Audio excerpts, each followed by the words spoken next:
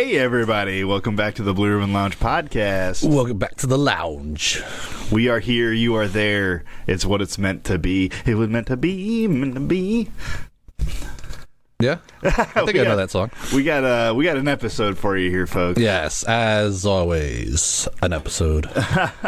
Well, the topic is conspiracies that turned out to be true. Yes. And I was going through them and I was like, boy, we already did a couple of these. Yeah, I think so. MK Ultra. MK Ultra, yeah, we did that with Justin X. Yes. And then, JFK, but it hasn't really come out yet. But I mean, they haven't been holding on to those files for this long because something isn't true. Right. So, yeah, JFK is like the conspiracy. Yeah. Right up there with 9/11. That's a big one. Yeah, but we haven't done that one. Yeah. And I got one here that maybe I didn't round it out to be completely true, but it's I feel like it's kind of up there as well now. Yeah. Like kind of the most recent one. Okay. So yeah, check out some of those episodes. Make sure you don't check out the Admiral Richard Byrd episode. Yeah, I couldn't get on there to see. Oh, some human being was. The one comment we get is a bunk comment, but hey, okay, haters gun hate, right? And she was like, "You guys need to do more research, and then also deliver it better." And so I was just like, "Yeah, that's right." Yeah, and yeah. Well, I mean, go find a podcast that makes money, and then you'll get high production value, lady. Right. It seemed like a lady. I really don't know. Person, human, Russian bot. Hey, they're on to us, Dave. Yeah, they're trying to take us down. Or maybe listen to a different episode of ours because we've got a wide range of. It goes all the way from like JFK or like that one, The Rock and the Anthill. Yeah, that I consider like cream of the crop, all the way down to like other ones that I'm not going to mention. Well, and the comment was posted not too long ago. No. I don't check the comments very often, but it was like a couple of days ago. But that episode's been out forever, so she must have been, or this person must have been on the hunt for Admiral Richard Byrd and found ours and didn't quite get what they were looking for. Well, it seemed like she already knew a bunch of stuff and then was like dogging on us about it. Oh, but also, if you know a bunch of stuff, why are you still looking this up? Right. I feel like the next step after a podcast is reading a book. Yeah, like a book, not going to another podcast. Yeah, a book that has. And I would love to be able to read books and stuff for these episodes, but I just ain't got that time. Yeah. Or maybe they were going longer than 2 weeks to read a book. Maybe they heard a good episode and was going through our backlog and then hit that one and was like, come on, guys, do better. Oh, yeah. We certainly have off days. Yeah. It could be today. You'll never know. Unless you listen like you are right now. Yes. Listen to the end and then drop us a comment. Yeah. Yeah. A good one or a bad one. It really doesn't matter. I'll respond either way if I find it. Yeah. It might be a few days late. But, did you want to start off one or you want me to start off one? I'll start off with a lighter one, I guess. Yeah. Have you heard of the Brown Note? No. Oh, I think I've watched a South Park episode on it. Yeah. It's the Brown Note or the Brown Frequency. Yes, I think I have heard of it. It's a hypothetical infrasonic frequency capable of causing fecal incontinence by creating... Sorry, the arm of the thing's in my way. By creating an acoustic resonance in the human bowels, a frequency between 5 and 9 hertz. And this was supposedly tested out by the Mythbusters. Oh, okay. And they found it to be false. Okay. But some of the people that were in the booth or whatever they made to then beat them with this frequency did feel like some kind of dizzy or like nauseous, but just not poop your pants bad. Okay. And they said that maybe it was just because of something like the waves or the frequency interfering with your breath, because it would like either push or pull air in and out faster than you're breathing kind of thing. I don't know. That's what they found. But there are things. There's a thing called the mosquito, which is a box you put outside your business. Okay. To keep people from loitering. Okay. And it emits this high-pitched noise. It's just like when something in a computer's going bad, and like you think you hear it. Yeah, and you turn off the monitor and it goes away. Yeah, kind of thing. Yeah. But they also can crank up the frequency so that only teenagers can hear it. Whoa. Because as you get older, you're hearing like the points or the peaks kind of flatten out. Yeah. So you don't hear those higher frequencies. So they figured out they could dial it in where only teenagers could hear it, so you wouldn't have them loitering around your store. Skateboarding ass teens. Yeah, but the teenagers co-opted it and would record it on their phone and then use that noise as their ringtone. So when they're in school, the teachers couldn't hear when their phones were going off. Whoa, that's crazy. Yeah. And then also between December 2016 and August 2017, Canadian and United States diplomats in Cuba started experiencing headaches, dizziness, and nausea. And some of them are reporting hearing like a high-pitched noise, like a squeal. And the conspiracy was sonic weapons, like the brown noise thing, like they were using some kind of ultrasonic frequency to make these people sick. Yeah, because if you could make your whole enemy have to shit their pants, that would be a great tactic. Yeah, and they would just not fight. You could do it without bullets. Yeah. Unless you like kept it on them and they like dehydrated and died or something. Oh, no. Yeah. But what a death. But most of them said that the ultrasonic weapons you wouldn't be able to hear if they were using it, so the high-pitched thing had to come from somewhere else. And the Associated Press got a hold of a 6-second clip of this noise, and they put it out on the internet. And this computer scientist at the University of Michigan named Kevin Fu. Ooh. Yeah, that's a pretty badass name. Yeah. He started to like reverse analyze it. Okay. And the noise kind of warbles, like has like a warble in it. Okay. Kind of like if you take two notes, you know, like ee, and then one's slightly off, and you can kind of feel the vibration of it. Okay. You know what I'm talking about? I feel like I could tell it if I heard it. Yeah. Or like kind of like in your car, if you roll down the window, sometimes it'll be like. Oh yeah, you know, when like the pressure. Yeah, and the pressure's one window down. Yeah, the pressure kind of, it's kind of like that.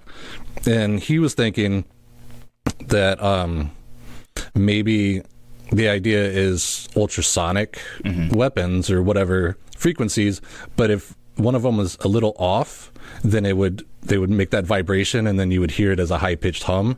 So it was like cross-modulating the ultrasonic frequencies. Cross-modulating. And the only thing he could think is that he knew this guy in China, and he shared his findings with him, like the University of China. I didn't write the guy's name down because it's like I can't pronounce. But he was saying his expertise was working with these frequencies to disable voice recognizing software. Okay. And smart cars. Okay. Yeah, and so there are frequencies that they can use that'll interfere with the electronics in different things. Almost like not quite an EMP. Not quite, but the same thing where if they can get use a high enough pitch or low enough pitch that you can't hear it within the human range, but you can get like your electronics to vibrate, and then it'll mess it up. Oh, okay. Yeah. So that is one that I think like maybe not like conspiracy that proves to be true, but something where they're like, oh, ultrasonic noise can't be used to make people sick, but yet there are cases where it has been used to irritate people, maybe not make them shit their pants, but definitely mess up their system. Yeah. Yeah, that's weird. So I think I missed it. Okay. The guy like reverse engineered it, and it was still a weapon, just not to the people, but to the electronics. Yeah, he thinks that it was something that they were using to disrupt the electronics, and they had two of them, like on one. Oh, okay. And so but one was calibrated just slightly off. It wasn't like an audible weapon. It was two weapons. Yeah, well, two ultrasonic weapons, but one was a little bit calibrated off, and so when they hit these inaudible waves hit each other, then they produced Yeah. that high-pitched ringing and the effect that the people were feeling on their body. Okay, and now I see what you're talking about when you can kind of hear that pressure outside the car, because one was making the other one jump up a note or something like that. Yeah, they were like Then you could hear it. Then you could hear it. Yeah. Oh, okay. That's crazy. Yeah. And I wonder if anything has ever come out about that type of weapons. I know one thing I saw was the CIA working on like some sort of heart attack gun. Oh, yeah. But that, I think, was a chemical. Oh, maybe like it shoots a dart or something. Yeah, it was like an organic type dart. So when it hits the person, it releases, I think it was some sort of shellfish poison. Okay. And then the dart was made out of something that would like disintegrate or dissolve or dissolve, something. yeah, in your body. So all you'd be left with was like a mosquito bite looking mark. Yeah. That's pretty crazy. Weapons are nuts. Yeah, especially when they're doing diabolical things like that. Yeah. Well, and on the same page, had we talked about the CIA trying to use cats for spying in Russia? Sounds familiar, but I don't know where I heard that at. Well, so there was a project, and the CIA was training cats, and they put a microphone in their ear, and they put a transmitter at the base of their skull, I think inside their skin. Okay. And they train these cats to go and sit next to high-level people in, I believe, Russia. I'm trying to find the name of it. Project Acoustic Kitty. Oh, okay. And the first and only deployment of this, the operatives took the cat and released the cat in Russia, I think it was. I don't know exactly where. Probably the Kremlin. Maybe. But the cat immediately walked into the street and got hit by a taxi, and the program was shut down. I think I remember hearing something about that. Yeah. And that's not the only time they've used animals. They developed a camera small enough and light enough, and I'll have to figure out what time this was, but for a pigeon to carry. Okay. And it was so that they would release the pigeon, and it would fly around an area where they wanted to gain aerial surveillance. Yeah, reconnaissance. And they released the pigeon. It flew around, got a video, and came back. And that was actually pretty fruitful, but it wasn't really. It was in the 70s. Yeah. So a camera that a pigeon could carry would be crazy in the 70s. Probably still kind of big. Well, maybe kind of big, but like that concept. I mean, movie projectors were like, and like film cameras were like huge. You know, this boombox size. You know, and I think spy cameras were still like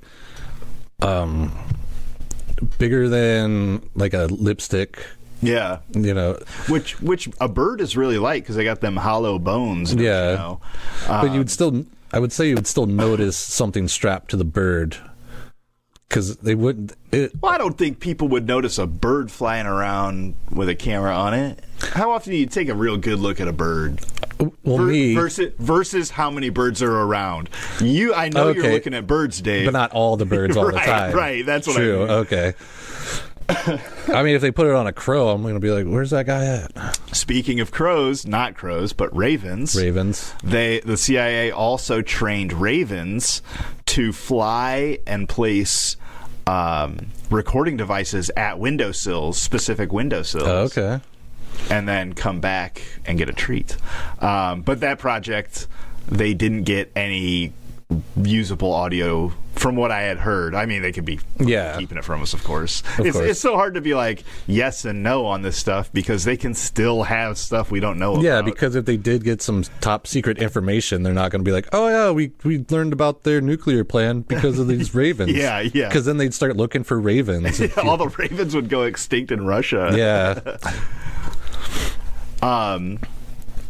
And, you know, kind of on that topic of kind of like the smoke screen, did you have Roswell on your list? No. Okay. I had touched base. I didn't write it down because I was goofing. I was doing some work while I was listening to it. But so Roswell, the UFO landing. Yeah. They first said it was a weather balloon. Yes. And then everybody jumped on the bandwagon of it being an alien. Mm-hmm. And then later it came out, after it was like almost public knowledge that it was aliens, a UFO. Yeah. Later, I think it was the Air Force came out and said it was a spy balloon. Yeah. Like a high altitude spy balloon. Yeah, and that was supposed to be launched towards Russia. But they lost track of one that was launched from New Mexico. Yeah. That's where the UFO was supposedly picked up. So it was like, they've released this actual information, but they already had the smoke screen of the UFO. Yeah. Now nobody believes you. Right. And it's so hard to just like get actual knowledge. Yeah. There's a documentary about that where there was this guy in the desert. I couldn't tell you if it's Arizona or New Mexico or Nevada, but he lived out there and he kept seeing like weird shit around this base. Mm-hmm. And so he was like reported it as UFOs. And so then the government was like, well, let's see how far we can take this. And they had two guys just keep feeding them all this misinformation about UFOs until the guy went like nuts actually thought like, well, fuck, we're getting invaded type shit. Yeah. Yeah. But it was something where the guy ended up going crazy because they fed him so much misinformation about, yeah, you're really seeing them. Aren't they UFOs? Isn't that crazy? Like, wow, that's nuts. Yeah. Because I think in our UFO or unidentified flying objects one, we talked about, how they can just agree. If you see something that looks funny and you're like, I think that was Superman, they're going to be like, yeah, that's totally Superman. That wasn't our secret spy plane at all. That was Superman. Good job. You know? Yeah, or all this new UAP information that's coming out. I saw an interview with a gal, and she was talking about a fairly popular video within the UFO community, and she was like, I can tell you that it's not a UAP. It's not an unidentified aerial phenomenon. We know what it is. Yeah.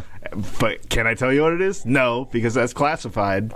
Right. Is it aliens? Is it a crazy new weapon? You know? You'll never know. Yeah. Yeah. Have you heard about Operation Snow White? No. Back in the 1970s, after Scientology got classified as a church and were tax exempt, the FBI and the CIA started looking into them because they're noticing that this church is making a lot of land deals and they're more like an investment corporation and not quite a church. I mean, look how much property the Christian church owns. Yeah, but I mean, Scientology, there's a town in Florida where they took over all of their downtown, just kept buying up businesses. Yeah. But then look at the Mormons. They have like the same 80% thing. Of Utah. Yeah.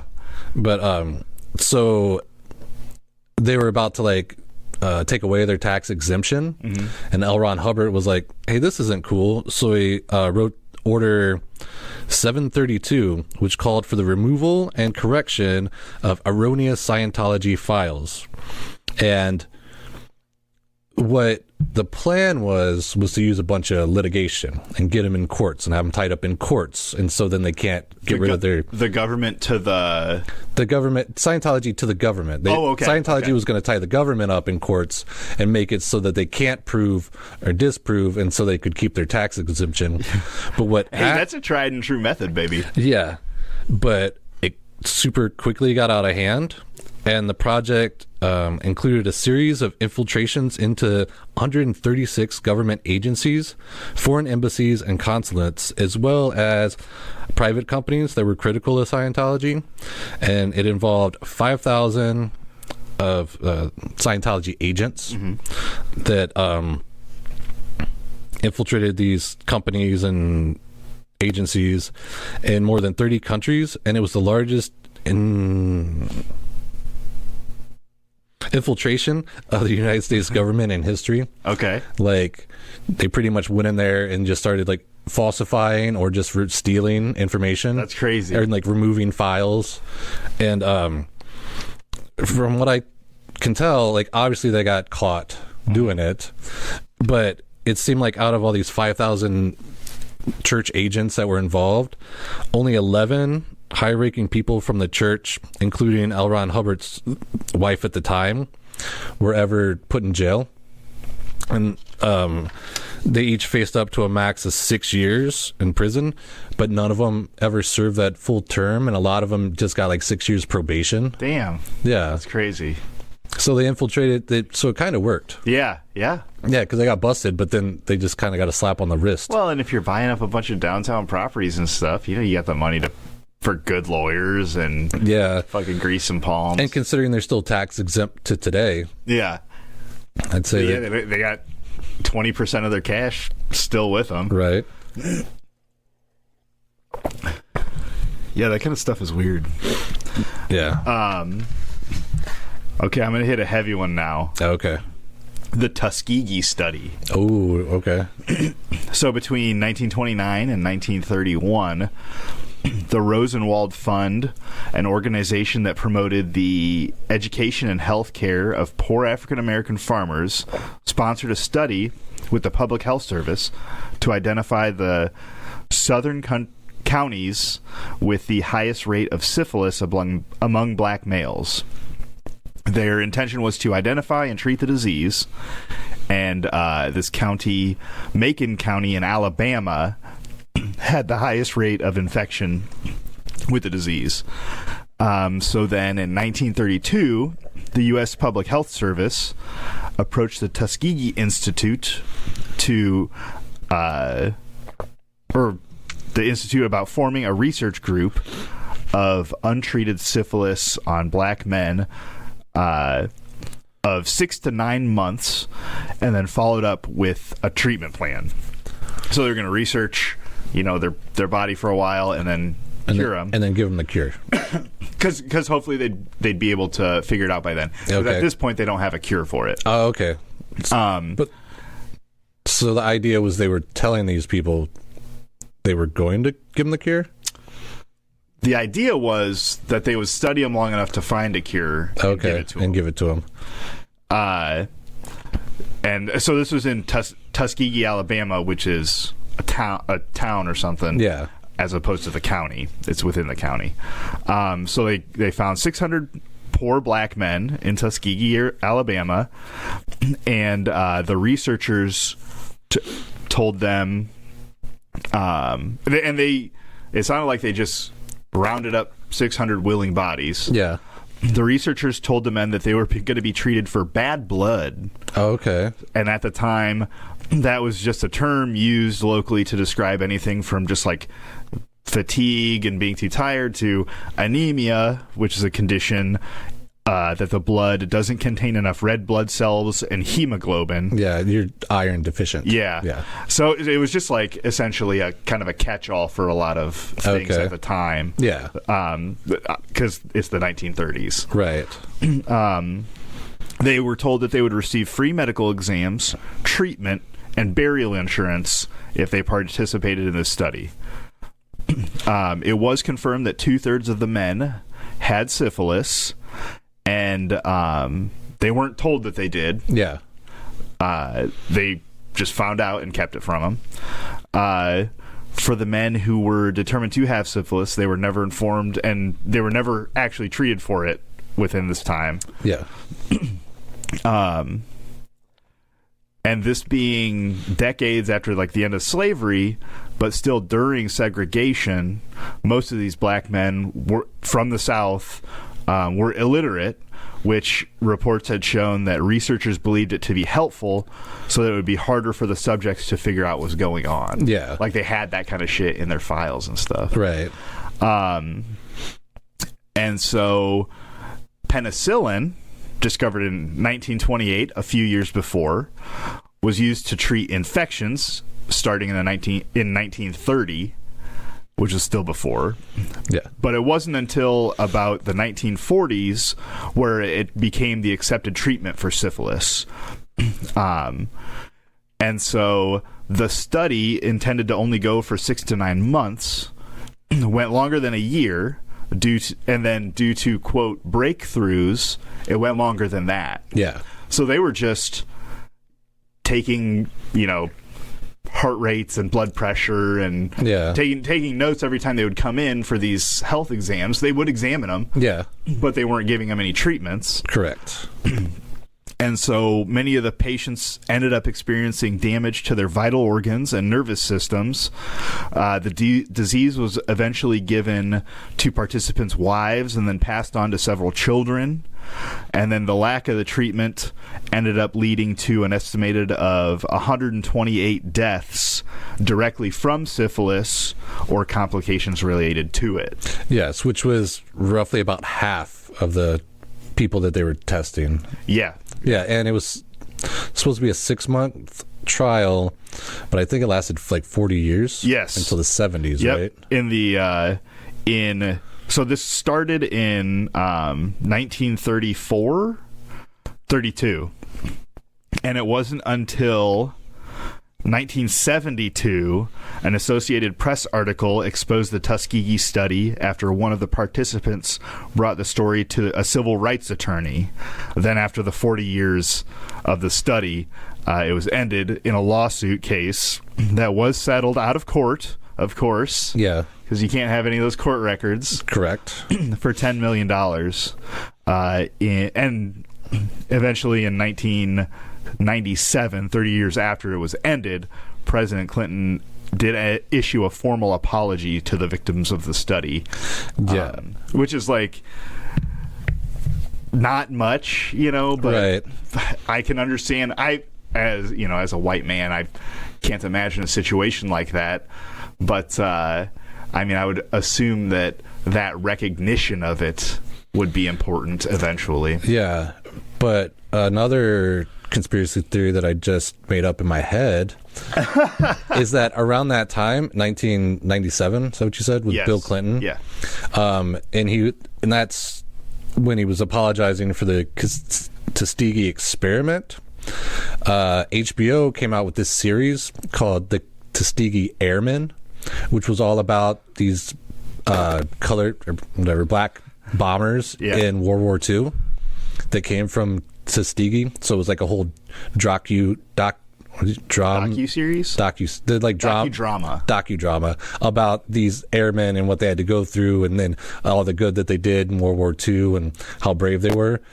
It's very just weird that there's that juxtaposition of this Tuskegee experiment and the Tuskegee Airmen. So any like passerby that might see just the word Tuskegee will be like, oh, like those guys that flew in the bombing planes, right? Those heroes. Yeah. Instead of thinking, oh, these people that the government did tests on. Which is like kind of a big deal right now, that type of cover up, because the internet, everything is pretty much always on the internet, yeah, right? But you can bury shit pretty deep. Yeah, but there are people that can dig out and fact check things.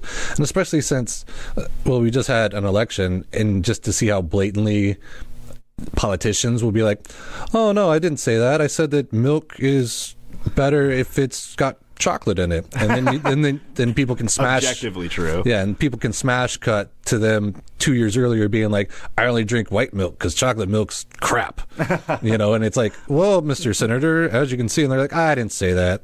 And they just move on. Yeah. Yeah. Kind of like the whole Epstein thing. Like, what happened with that guy? Oh, everybody's pretty much knows he killed himself, and the government's like, well, we didn't look into it. We don't care. Yeah. Kind of like the shooting Trump. the guy just died, and then they're just like, okay, we don't care, and they moved on. They didn't try to figure out where he got the idea or what his research he did or how he found out anything. They didn't release any of that information. Yeah, but it also seemed like they didn't investigate. Yeah. And I feel like a lot of this... But all this wraps in together with the things I have on my list. Yeah. Have you heard about The Business Plot? No. Okay. And, before you start, another one I had kind of stumbled across but didn't write down because we already did it was planned obsolescence. Well, that was another Justin X episode, right? Yeah, that was the same one. I don't know. Mind Control. Yes. Not MK Ultra. Wait, no, that's the same thing, I guess.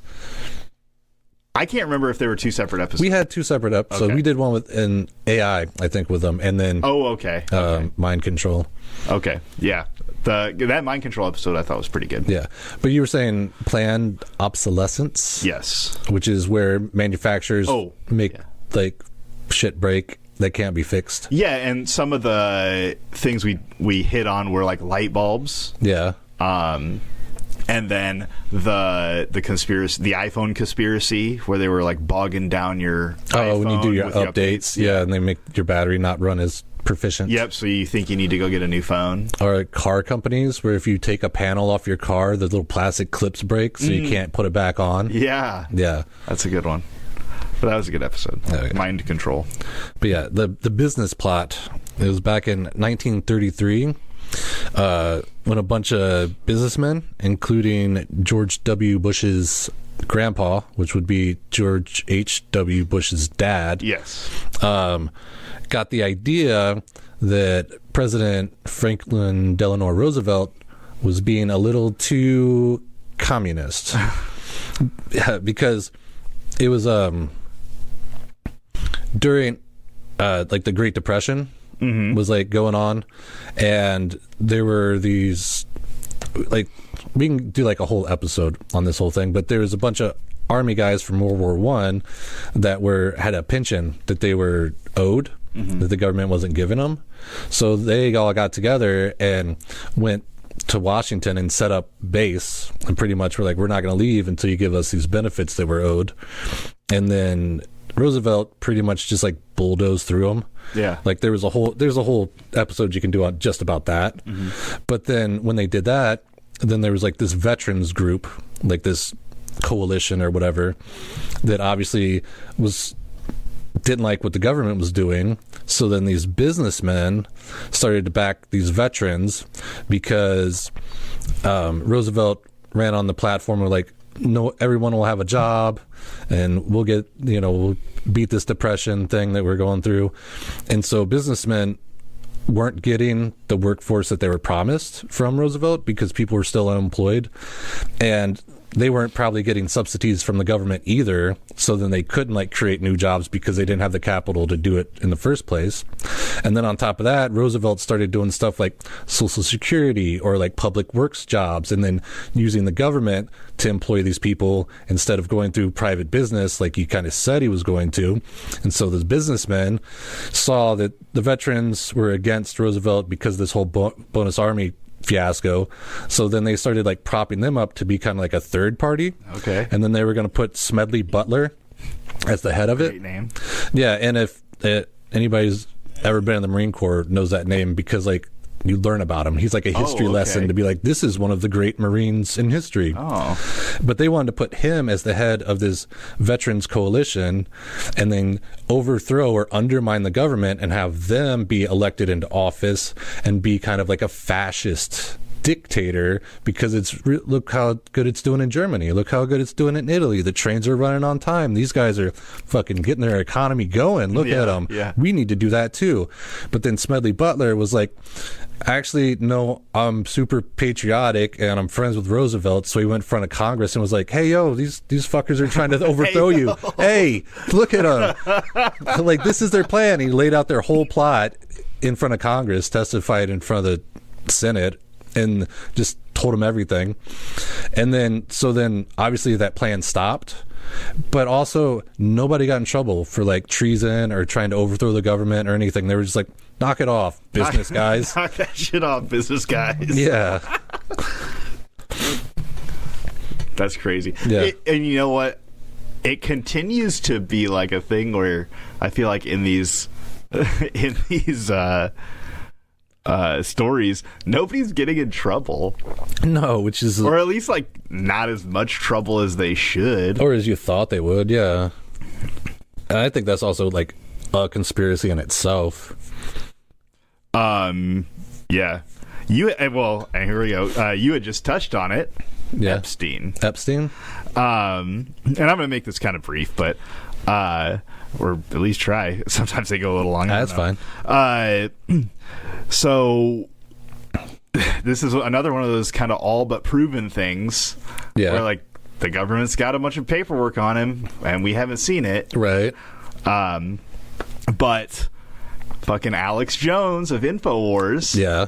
And, you know, I'm not saying you should go fucking find all of his stuff, but Right. he was the first person that I had ever seen talk about, you know, rich people going to, you know, big parties and U.S. elite child trafficking type stuff. And he, you know, he would throw it all in with, like, robes and devil worship and stuff like that. They fly them out to that pedo island, and they wear those robes, and they worship the devil, and they get little kids out there.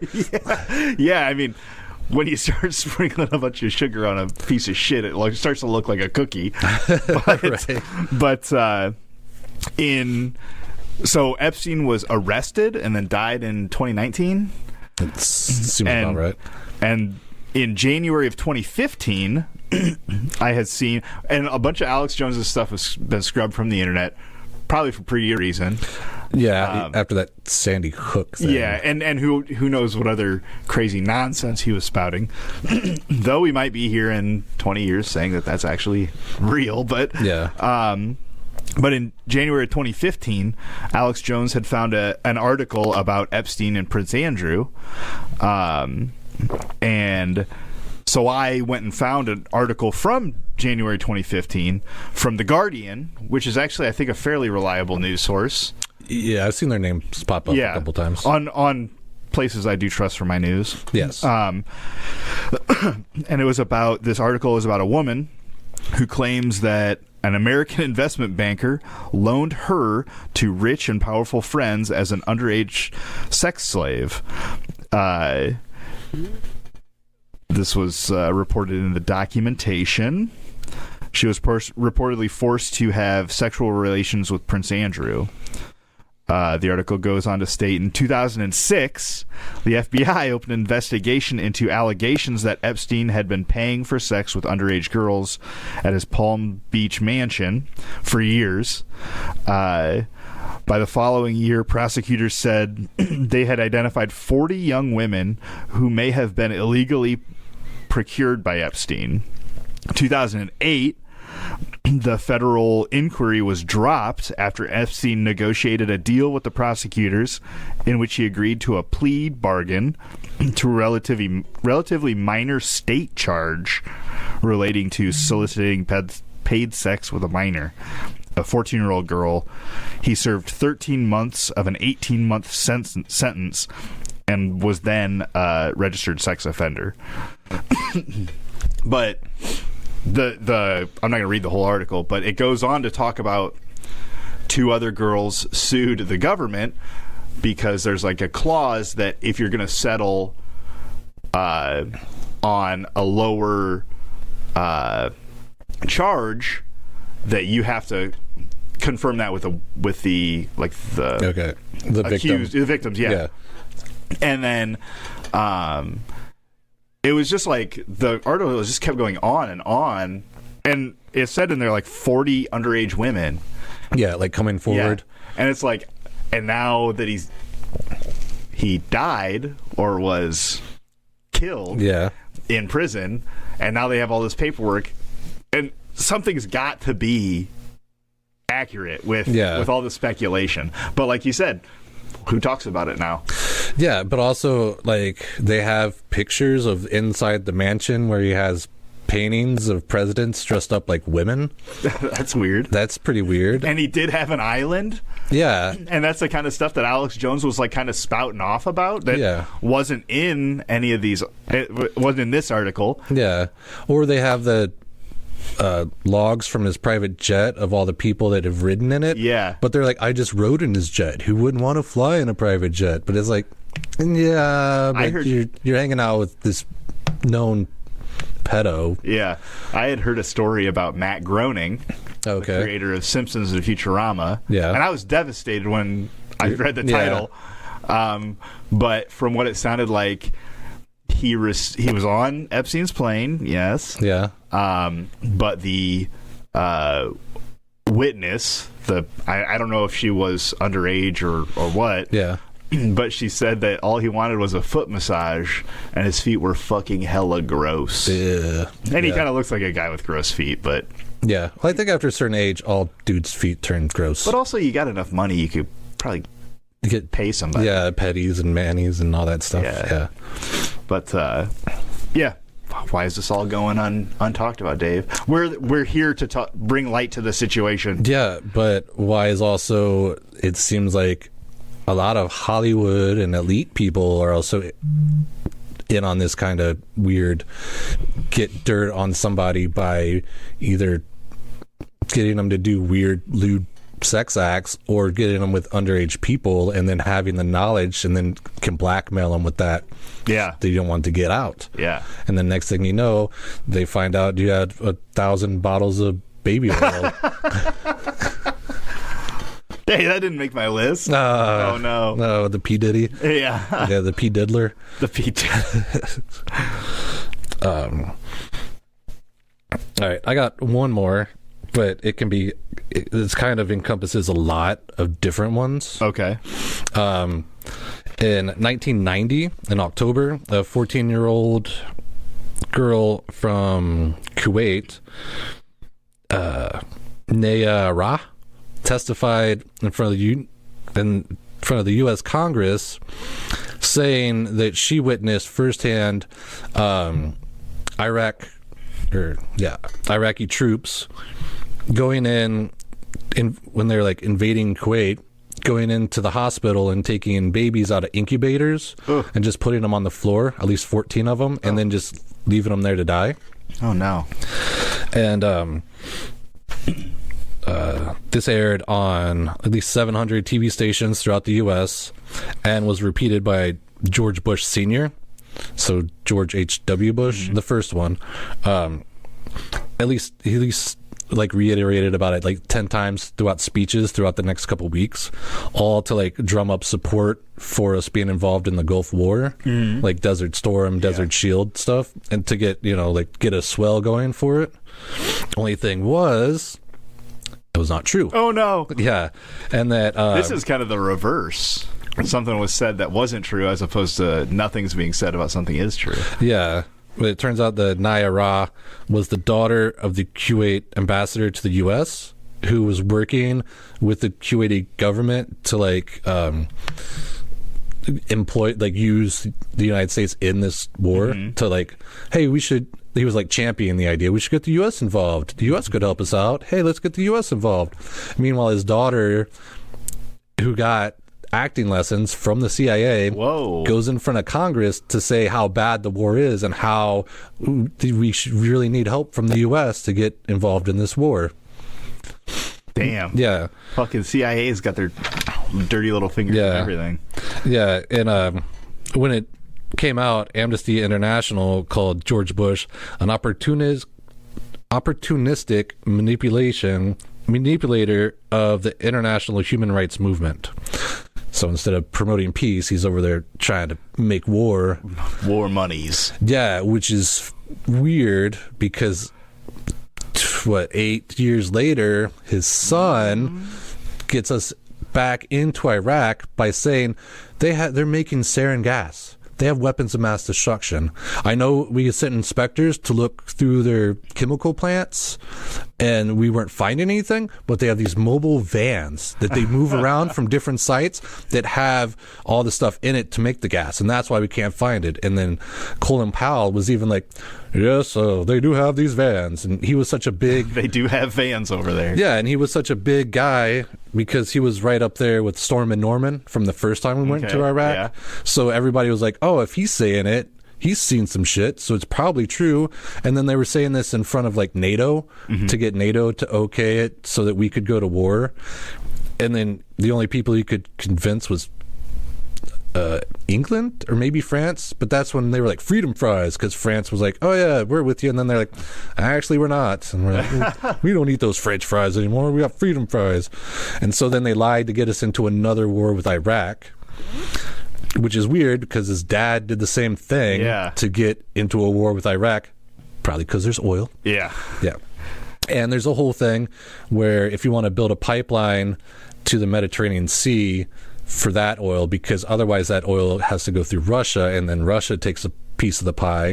But if you want to build a pipeline to the Mediterranean to get the just Eastern European people to get rich off of it, you have to go through Iraq and Afghanistan and Iran, which we're now is a thing that also everybody's like, oh, we should go and fuck with them, like, so we can finish the pipeline for the oil that we stole from the Iraqis in the first place. Yeah, it's kind of weird. But also the first Desert Storm, the first Gulf War, I do believe that that's the first time the U.S. was involved in the Middle East, because I know we did give guns to Afghanistan to help fight off the Russians so they could fight the Russians off from invading, but we never had troops on the ground until the first Gulf War. And usually in the Arab countries, they would use these people that were freedom fighters, and they would come in and help to knock disputes down and keep the peace. And they were ran by a guy named I don't know, the big terrorist guy, beard, Osama bin Laden. They were ran with Osama bin Laden led those freedom fighters. And so when the U.S. came in and was like, nope, and they started putting their nose in the business, that pissed them off because that was their job, and they're in there taking their cut and stealing their oil, so that made them pissed off, and they, instead of becoming freedom fighters, started being terrorists. That's I say this probably more often than I should, but like, one man's terrorist is another man's freedom fighter. Yeah, and it's pretty weird that the circle comes around that supposedly he's the one that organized the 9/11 that also got us into war with Afghanistan, which opened the door to us going back into Iraq. Yeah. It's fucking Bushes, man. trying to overthrow a government or trying to steal oil from another one. Damn. Yeah. They'll get you. I have one. If you've ever heard of a little scandal called Watergate. Oh, yes. In the mid-1971, the Pentagon Papers were leaked, proving that several presidential administrations were expanding their Vietnam War efforts in contrast to what they were telling the public and what the public wanted to hear. Yeah, because they wanted they wanted troops reduction. Yes. Yeah. Which also is funny. I didn't realize it. This one starts off with a different conspiracy that turned out to be true. Oh, yeah? They were telling us one thing and doing another. Yeah. But then Richard Nixon, president at the time, formed a covert group to stop leaks from within the government administration. This group created a list of possible politicians, journalists, and Hollywood actors, kind of like you were just talking about. Yeah. Because when you got money, you bump shoulders. Yeah. A list of people who could potentially harm Nixon's upcoming re-election campaign. The people on this list were subject to tax audits and legal action by the administration to kind of tie them up. Yeah. Like you were talking about, keep them tied up in litigation. Yep. Prior to the 1972 election, the Nixon Re-election Committee approved a plan to bug and steal information from the Democratic headquarters at the Watergate Hotel. Yeah, but Forrest Gump was there and couldn't sleep because all the men with the flashlights. And then on June 17th of 1972, on the second of the break-ins at the Watergate Hotel, the burglars were caught, because at that time you had to, like, plant bugs. Yeah, you had to go in and actually... You couldn't have a crow fly up to the window. Right, and drop it off. Well, maybe you could. But the burglars were caught and arrested. The FBI quickly linked these burglars to one of the Nixon Re-election Committee members, E. Howard Hunt, a former CIA agent. Okay. Because of Hunt's connection with Nixon, Nixon ordered his chief of staff to instruct the CIA to block further FBI investigations into the finances behind the Watergate investigation. Okay. And then that's where the cover-up began. Because he was trying to stop them from finding him. Yeah. But what... Oh, you probably... I'll hold all questions to the end. The Nixon administration officially denied any involvement in the break-in. But then more connections would come out because one of the burglars ended up being a Republican Party aide, and was found there was a paper trail found leading to the Re-election Committee. So these guys are going through trial. On June 20th, Washington Post journalists, with confirmation from an anonymous source called Deep Throat, which came first, the informant or the movie? I don't know.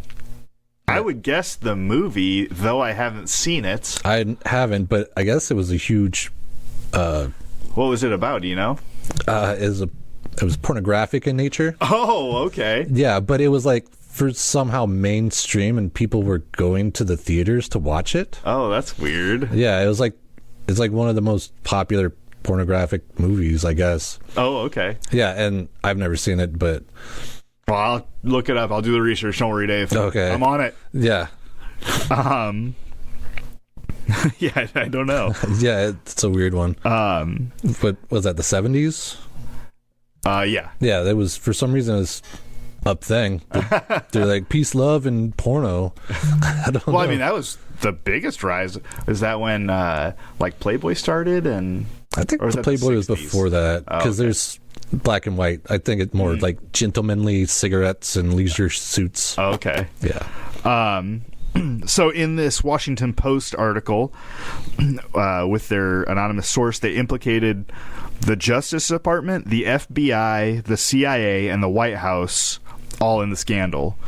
Later, the informant Deep Throat would come out to be former Deputy Director of the FBI, Mark Felt, a pretty seemingly reliable source. Yeah. During the court proceedings, several top Nixon administration were implicated. 4 top Nixon aides lost their job due to their involvement. Official investigation started in the mid-1973 and proved the connection of the burglars and the White House administration. During these hearings, Nixon's assistant, Alexander Butterfield, divulged that Nixon had installed recording equipment in the White House. So until this point, Nixon had said, we had nothing to do with it. Yeah.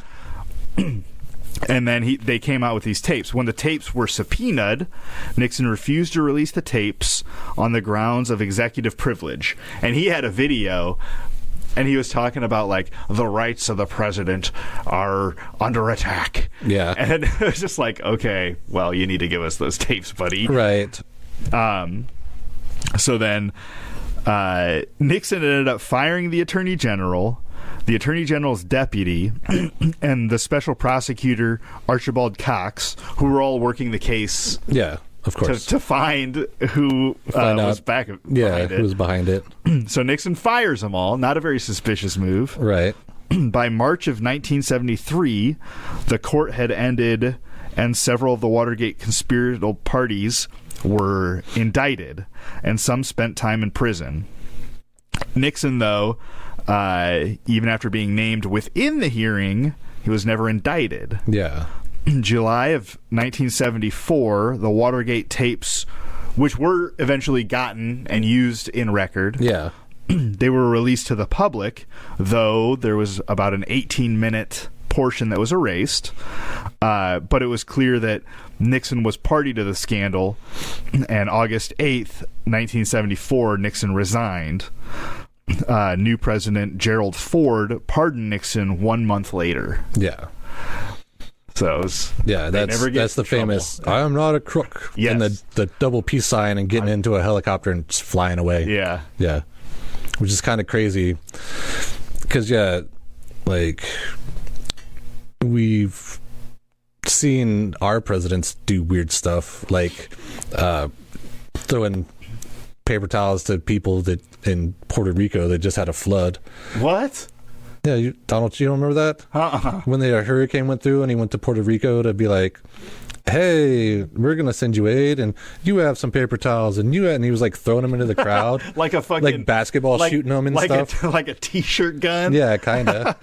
at a fucking football game? Yeah, but I could never imagine the president getting in front of everybody crying about how he's not a thief and how I did the best I could and then being like, peace out, and then getting on a helicopter and just leaving. That'd be nuts. I'd be like, what just happened? The president just resigned? Can he do that? I mean, Biden sort of did that. He's like, I'm not running for president again, and then just disappeared. Yeah, from view. He's been gone for a while. Yeah, but I feel like he's been gone since before he said he wasn't going to run. Yeah, he was. Yeah, because weren't people thinking that he was sick or propped up, or they were like juicing him up so he could like walk around and poop himself? Fucking get fucking Dr. Feelgood shit that Kennedy was on. Yeah, maybe he'll be fucking good as new. Yeah, but you can when you're 80 or whatever. Well, yeah, I don't know. Well, it's like, that's old. Yeah. My grandma was like 85 when she passed, but even at 80, you're like, got to talk louder and like, different things. But you're going to be like, hey, you know what? You want to be the leader of the free world? Like, no, you don't do that to your elderly, but we do for some reason. Yeah. Well, yeah, but that we give the choice between two old guys, but yeah, for some reason, because as we age, the more adult person in theory would be older than we are. That's true. Yeah. If you ever look around for a more adult, you're probably looking for like that silver fox or like the old grandma knowing. I was thinking today, I was like, I'm not a kid anymore. Yeah, but I think all the time that that's a conspiracy. There's no such thing as adults. You just think that there are as you're a kid. You're like, oh man, you get to drive and pay taxes? You must be an adult. I'm like, but am I? Well, and we'll shed these mortal coils eventually and get out of this simulations. Yeah, and we'll find out if it is a simulation. But one thing, the Watergate, wasn't it also kind of CP-ish because one of them was trying to steal pictures that were in a desk because they like either had his wife in there or something, and so they were like trading personal favors for information from the other party. I'm sure they were doing all something sorts of like stuff. that. Like, because I mean, when you bug a place, you're not just looking for like their political views. You're looking for dirt. Yeah, you're looking for. Well, and I had another one, but I don't feel like going through it. The cigarette companies, how eventually several studies came out that cigarettes cause cancer. Yeah. Well, their first plan of attack was to start calling that doctor an adulteress because he cheated on his wife at one point. Okay. Discredit him. Yes, discredit him. So I would imagine that would be the same thing for Watergate. That was one of the things that they were looking for to be bugged. Yeah, you got to find the dirt. Yeah, and that's also another thing. It's not a conspiracy, but like when you look at big corporations and then they're trickle down, because like Philip Morris is also Kraft, macaroni and cheese. Okay. And I think also Hidden Valley Ranch. Okay. Like, so all these like seemingly nice family friendly things were all driven by big tobacco. Yes. Yeah. And also the United States was built on tobacco because that was our main export shipping to England to get everybody hooked on cigarettes. Hell yeah, girl. So we could get money to make our nation. Yeah. Yeah. So we should have done this at the beginning, but the definition of a conspiracy is a secret plan by a group to do something unlawful or harmful.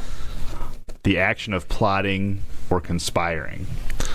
And I think all of those were certainly... Yeah. Well, I mean, anything can be a conspiracy. Yeah, it's this difference between conspiracy theory and the conspiracy.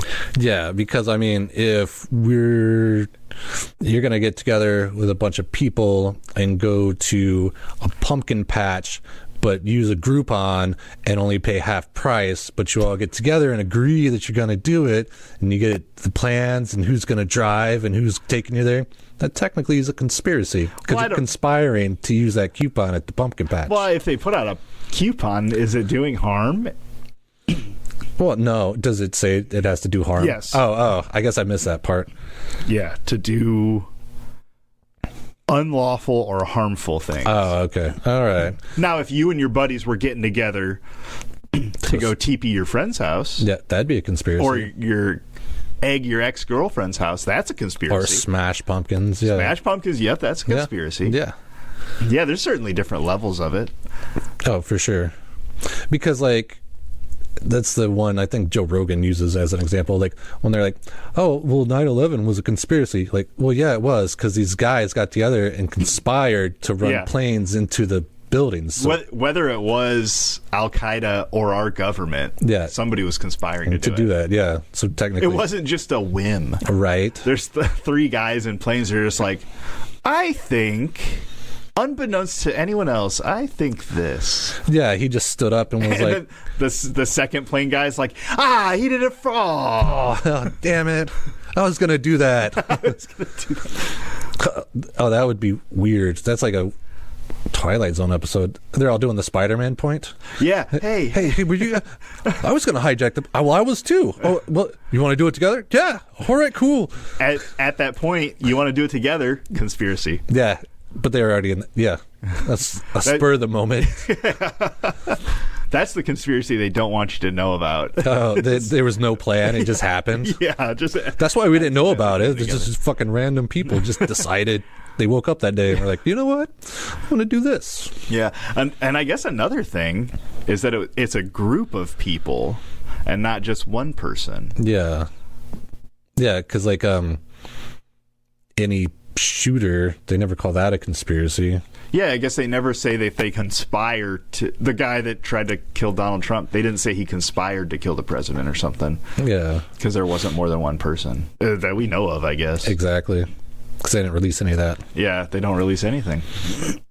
Yeah. So I guess in 30 years, we'll know a little bit more. Stay tuned to the Blue Ribbon Lounge podcast. Yes. We'll be around. Will you? Thanks for listening, everybody. Hope you had a good one. Hey, if you don't want to like and subscribe or leave a comment, at least be good to yourselves. Yes, and remember, Elvis is everywhere.